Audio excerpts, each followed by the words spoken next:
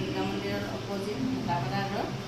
এয়া chicken fried rice, paneer fried rice, veg fried rice, chowmein, roll গোটেইখিনি আইটেমে পোৱা যায়।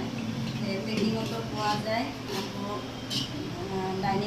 ডাইনিঙত খাব খুজিলেও পোৱা যায় গোটেইখিনি আইটেম।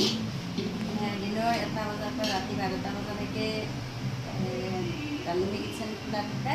আপোনালোকে যদি আহিব বিচাৰে পেকিং লাগিলেও দিব পাৰে আৰু খাব খুজিলেও আহিব পাৰে। এড্ৰেছটো ক'লোৱে আৰু ফোন নম্বৰটো মোৰ ফেচবুকতো পাব, ডালিমী কলিতা বুলি আছে, আৰু ইউটিউবতো পাব, ডালিমী কলিতা বুলি আছে নাম্বাৰ।